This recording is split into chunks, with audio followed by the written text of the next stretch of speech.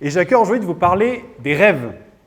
Et des rêves, pas dans le sens des rêves, des projets, des choses que Dieu peut déposer dans nos cœurs, mais des rêves de la nuit, des rêves quand on fait dodo.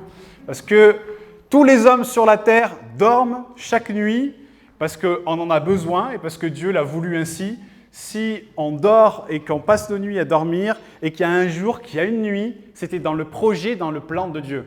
Pour vous donner un ordre d'idée, si vous vivez 100 ans sur cette terre, vous allez passer 35 années à dormir. Ça en fait du dodo, hein?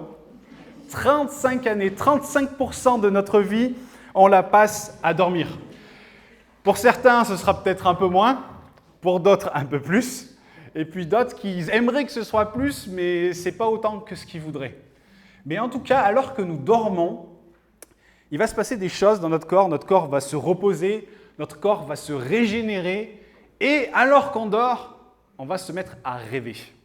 Et je sais que déjà, il y en a dans vos têtes, vous dites « mais moi je rêve jamais, jamais je rêve, jamais je me souviens de mes rêves ». Et c'est faux, parce que vous savez que ça a été prouvé scientifiquement que tous les hommes et les femmes rêvent, et cela toutes les nuits. Il n'y a pas une seule nuit où on ne rêve pas.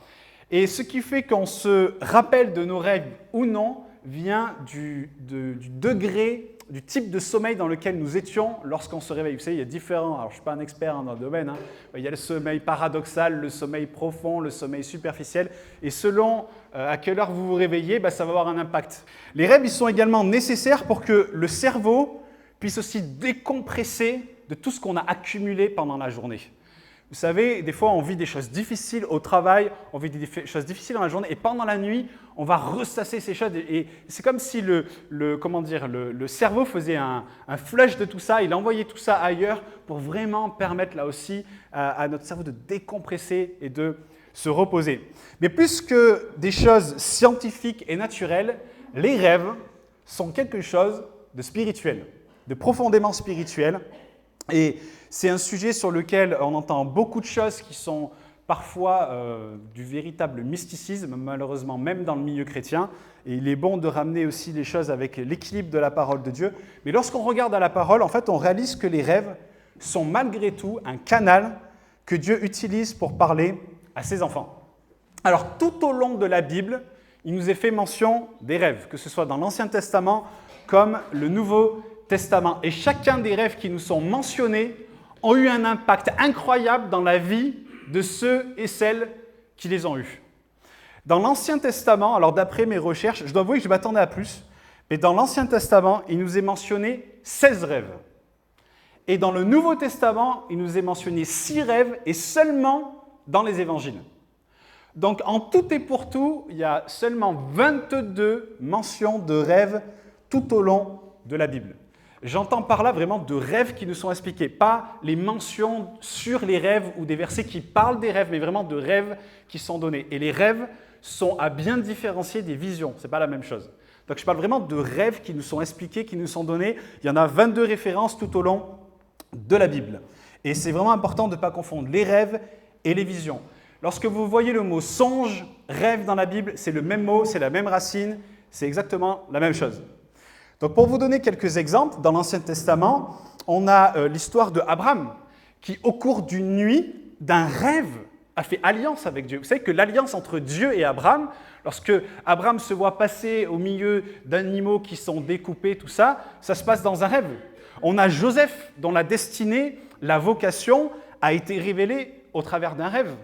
Alors il y en a un, c'était une découverte pour moi, qu'on ne réalise pas toujours, mais celui qui est connu pour son immense sagesse dans la Bible, c'est qui?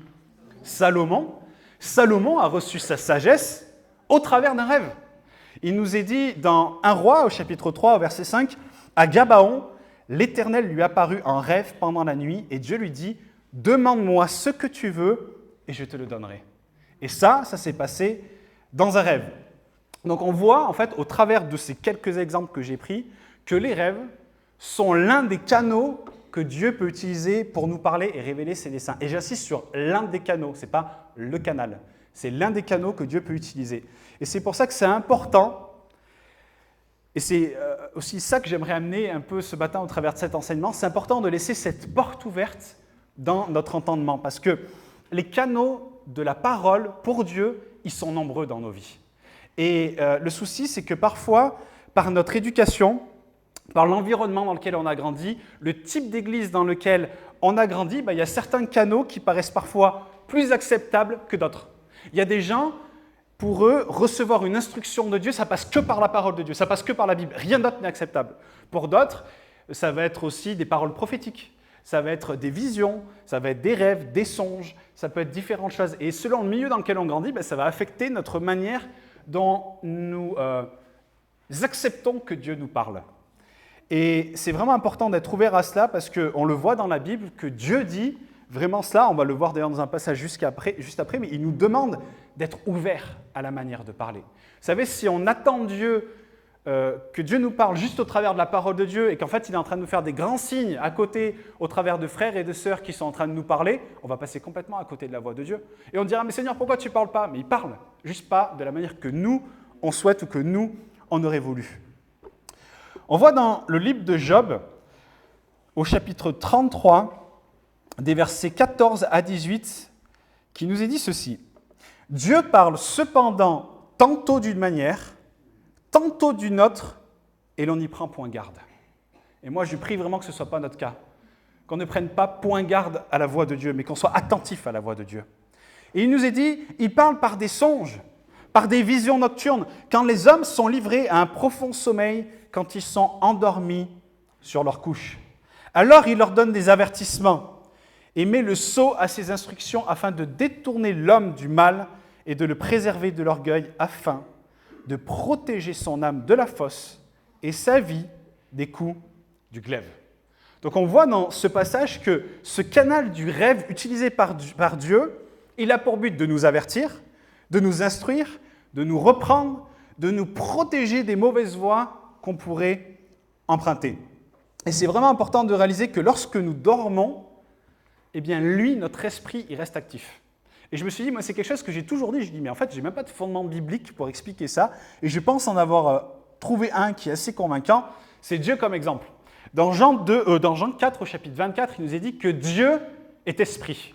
Ok ?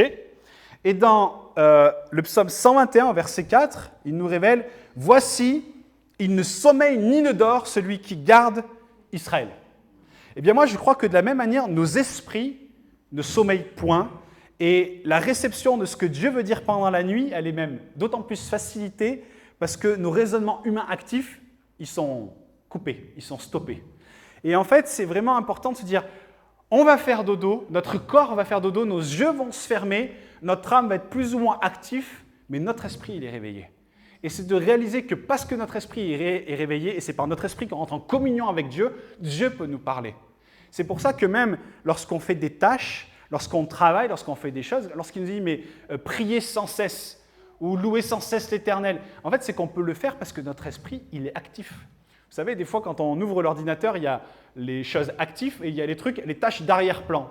En tâche d'arrière-plan, notre esprit, il est actif et il est capable d'entendre la voix de Dieu.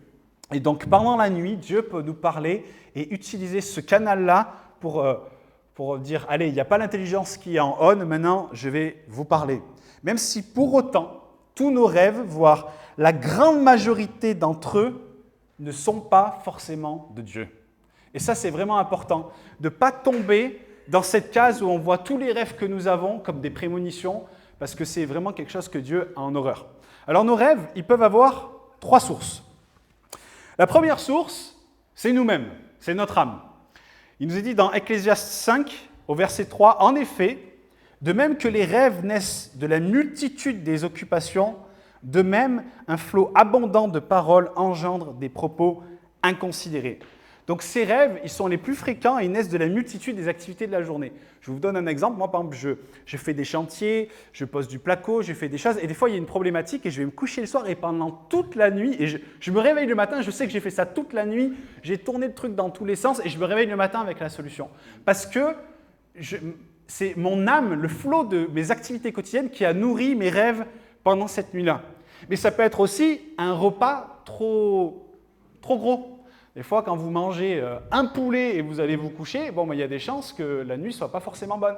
Ou si vous avez bu un peu quelques verres, ça va changer la donne. Si vous regardez un film de James Bond avant d'aller vous coucher, et pendant toute la nuit, vous allez courir après des méchants et sauver l'univers. Ou des fois, ça peut être, avant d'aller se coucher, d'entretenir des pensées qui sont charnelles, qui sont mauvaises et qui sont impures et qui vont entretenir également nos rêves pendant la nuit. Donc on voit qu'il y a des choses qui sont amorcées par nous-mêmes.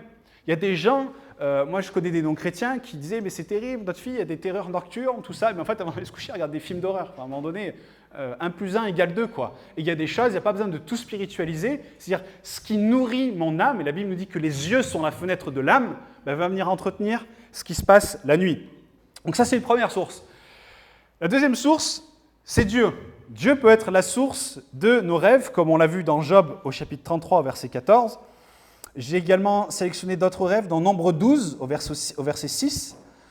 Dieu dit « Écoutez bien mes paroles, lorsqu'il y aura parmi vous un prophète, c'est dans une vision que moi, l'Éternel, je me révélerai à lui, c'est dans un songe que je lui parlerai. » Ou encore ce verset bien connu dans Joël 2, 28, « Vos fils et vos filles prophétiseront et vos vieillards auront des songes et vos jeunes gens des visions. » Donc on voit que Dieu peut parler au travers des rêves, même si encore une fois, il est important de garder en tête que notre vie chrétienne, elle ne doit pas être dirigée par nos rêves, mais premièrement par la parole de Dieu. Notre boussole, c'est la parole de Dieu. C'est elle qui nous conduit, comme il nous l'a répété maintes fois dans la Bible. Mais Dieu peut également nous aiguiller par des rêves. Ce n'est pas la chose principale, mais il peut utiliser cela. Et il est vrai qu'il y a certains rêves, pour ceux qui en ont peut-être fait l'expérience, qui ont une puissante impression dont parfois on a de la peine à se libérer, mais ce n'est pas pour autant, et ça ne prouve pas forcément qu'ils sont de Dieu. Des fois, on se réveille, on dit « Ah là là, mais c'était tellement fort ce que j'ai vu, ce que j'ai vécu cette nuit », mais ce n'est pas pour autant que ça vient de Dieu. Et ensuite, il y a une troisième source, c'est, j'ai envie de dire, la source démoniaque. Et j'ai trouvé qu'un seul exemple de cela dans la Bible, dans Job au chapitre 4, avec un rêve d'Éliphaz qui semble, je dis bien qui semble, selon ma compréhension, être visité la nuit par une puissance démoniaque. Et pour autant, de par mon expérience, je crois que c'est des situations qu'on a déjà pu expérimenter, où on peut, sinon rencontrer des gens dans la vie qui vivent cela, avec vraiment des puissances qui sont à l'œuvre et qui peuvent réellement hanter les nuits de certaines personnes, souvent avec un caractère qui est répétitif, avec des rêves d'angoisse, des rêves démoniaques, des rêves sexuels qui sont subis et qui sont répétitifs. Et que ce soit pour nous ou pour venir à l'aide de certaines personnes qui vivent ces choses, il faut savoir que quand il y a des rêves comme cela, ils ne viennent pas par hasard. Et c'est important de prier pour demander à Dieu le discernement, pour nous éclairer sur pourquoi ces rêves sont là, mais également de rejeter, de lier toute la puissance occulte qui est à l'œuvre. Il faut aussi nous délier personnellement, ou les personnes concernées, de toutes ces choses qui sont vécues, qui sont subies pendant la nuit. Parce qu'il y a des rêves parfois qui vont comme coller à l'esprit lors du réveil et qui vont avoir pour conséquence, pour les gens, d'avoir beaucoup de peine à revenir à la réalité. Et c'est ce qu'il faut éviter, vous savez, c'est d'être dans cette espèce de rêverie éveillée dans laquelle on prolonge les choses. Et j'aimerais vous donner un peu un exemple. Moi, je l'ai vu notamment dans les îles, mais des gens qui, la nuit, étaient visités par ils voyaient des hommes ou des femmes ou des entités démoniaques et qui étaient violés pendant la nuit. Moi, j'ai eu prié pour des gens comme ça. Et violés, éjaculation et tout. Vraiment, ils avaient une relation sexuelle pendant la nuit. Et des gens qui se réveillent le matin, qui se sentent souillés, qui se sentent salis. Des gens qui sont en couple, qui ont des problèmes après dans leur intimité, dans leur vie de couple. Des célibataires qui n'arrivent pas à trouver de conjoint. Et moi, j'ai eu prié pour des gens comme ça, je me souviens notamment en Martinique, mais des gens qui étaient dans une détresse, mais je ne vous raconte même pas. Une détresse profonde d'aller se coucher le soir et de vivre ces choses et de subir ces choses pendant la nuit. Et c'est des choses qui sont vraies et pour lesquelles aussi il faut être conscient. Parfois des gens qui même la nuit ont sans arrêt mais des cauchemars, mais d'une noirceur et des choses vraiment ténébreuses, il faut prier pour ça et demander au Seigneur, mais qu'est-ce qui fait qu'il y a eu ça? Parce que, vous savez, l'ennemi, il n'utilise que des droits qu'on lui donne. Il ne peut pas usurper les droits. Il utilise toujours des choses que nous, on lui a données ou des choses qui ont été faites dans notre famille. Donc, c'est des situations qui existent. Je ne suis pas en train de dire que c'est ce qui se passe à tous les coins de rue, mais c'est des choses qui existent. Et peut-être que vous rencontrerez des gens comme ça. Il ne faut pas halluciner, avoir peur de ces choses, mais il faut prendre autorité dans le nom de Jésus et prier pour ces gens qui en ont vraiment, vraiment besoin.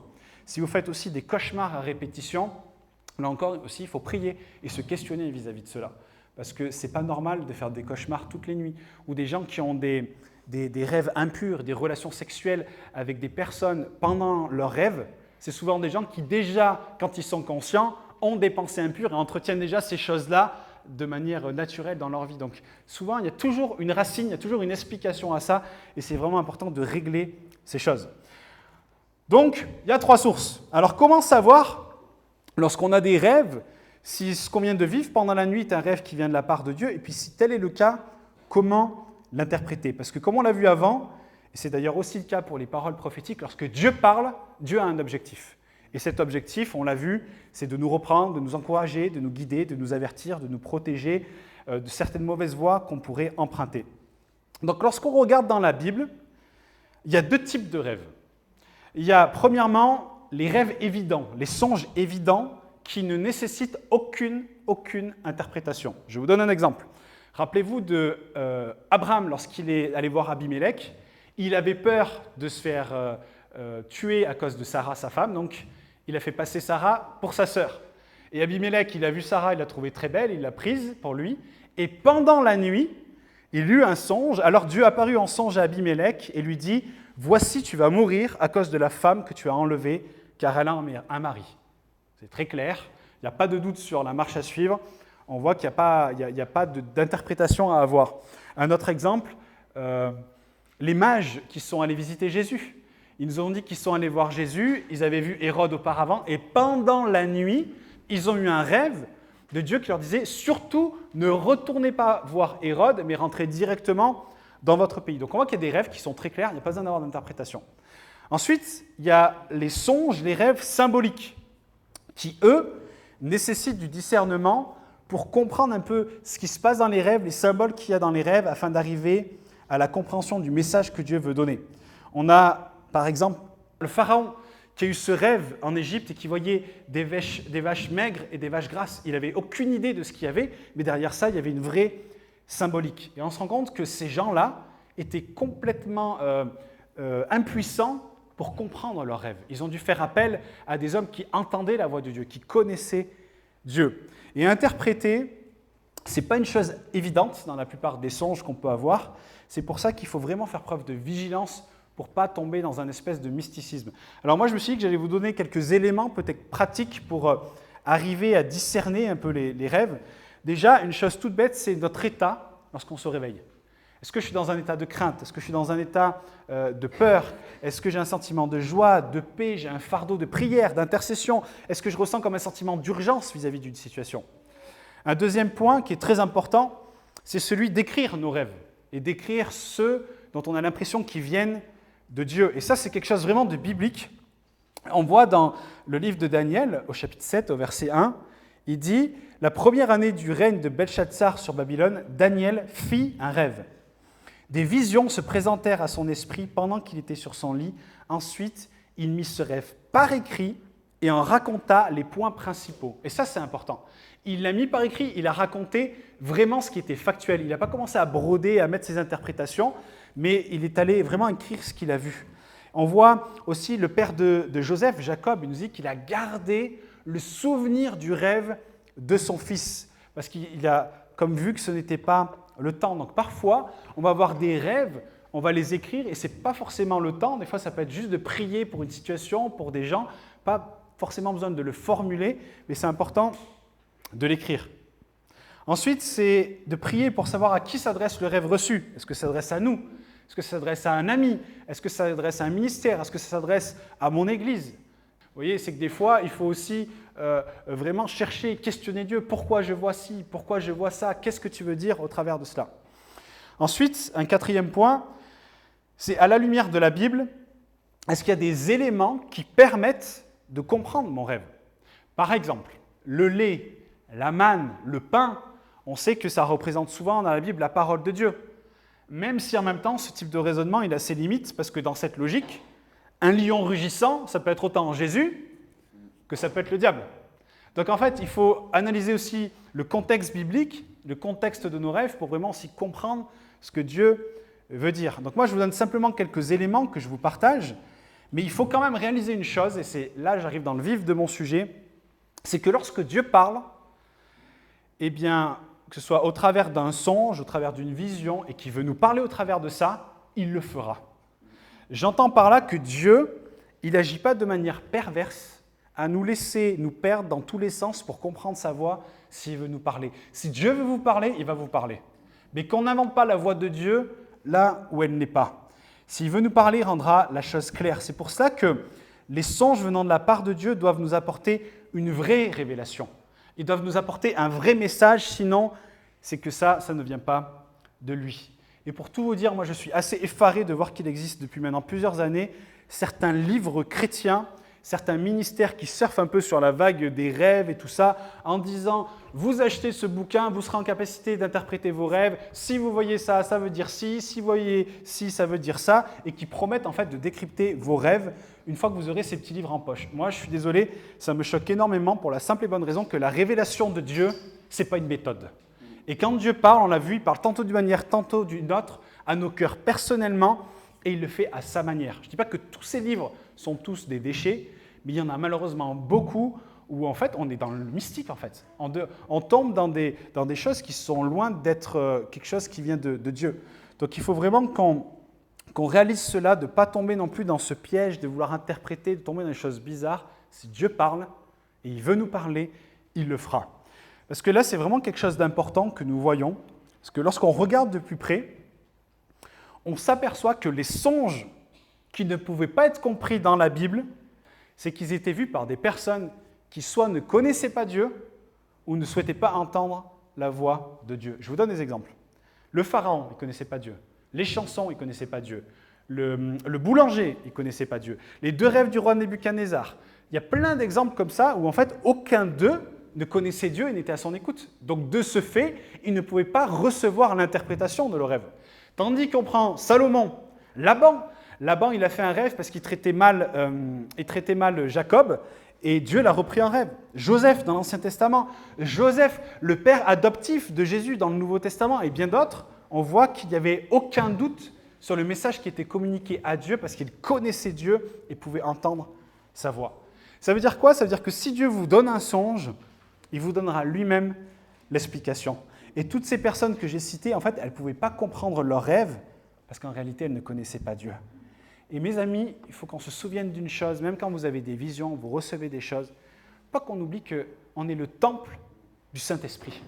Le Saint-Esprit, il habite en nous et on a Dieu qui est notre Père, il souhaite nous parler et s'il souhaite le faire, il va le faire.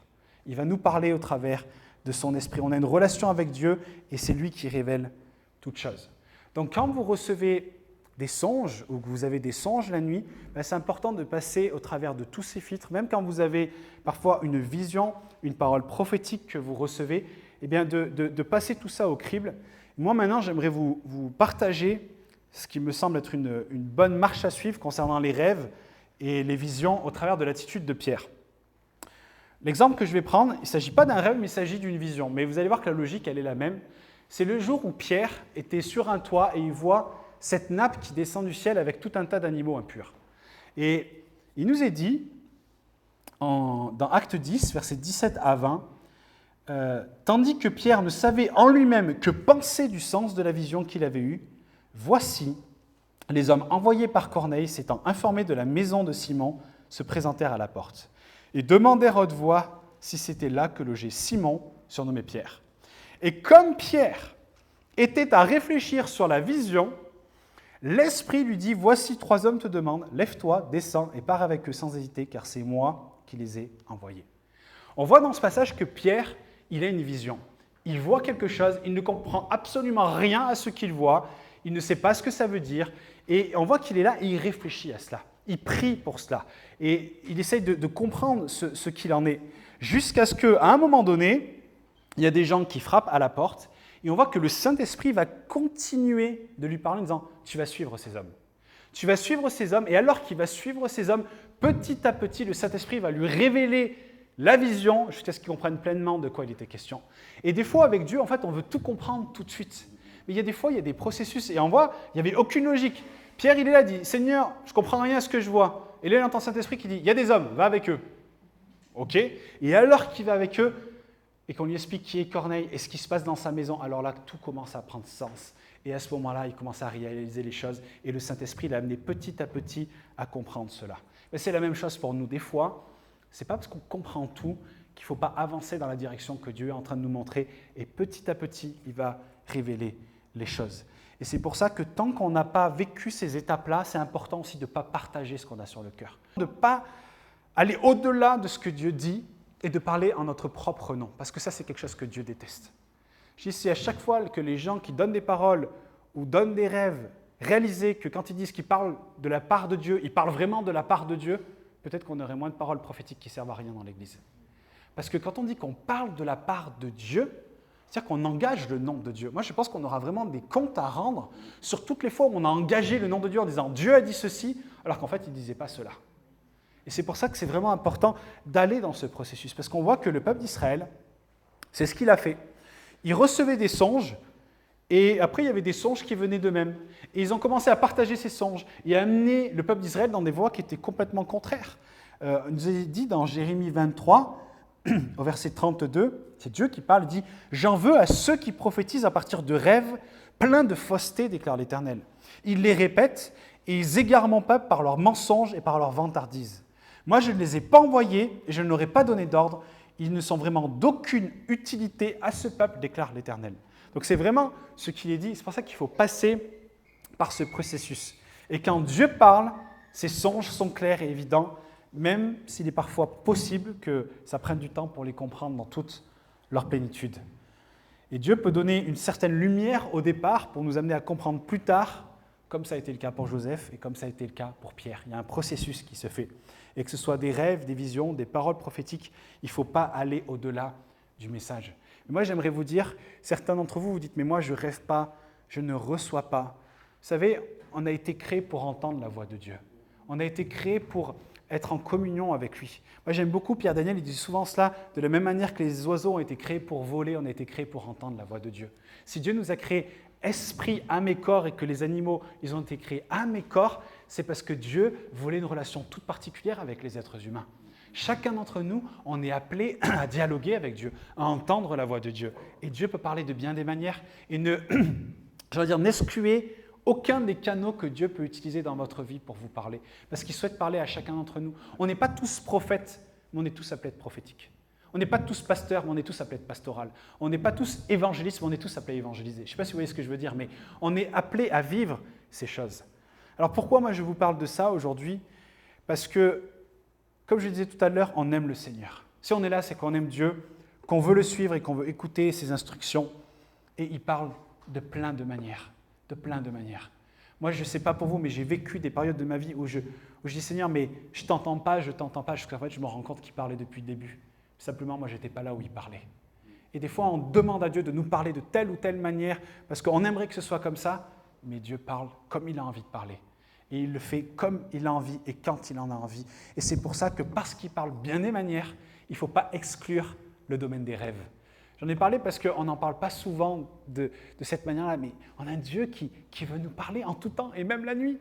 Et c'est là où c'est magnifique, il parle tantôt d'une manière, tantôt d'une autre. Et la parole de Dieu, elle est là pour nous enseigner, et nous voyons au travers de ce thème des rêves qu'on ne doit fermer aucune porte à la voix de Dieu.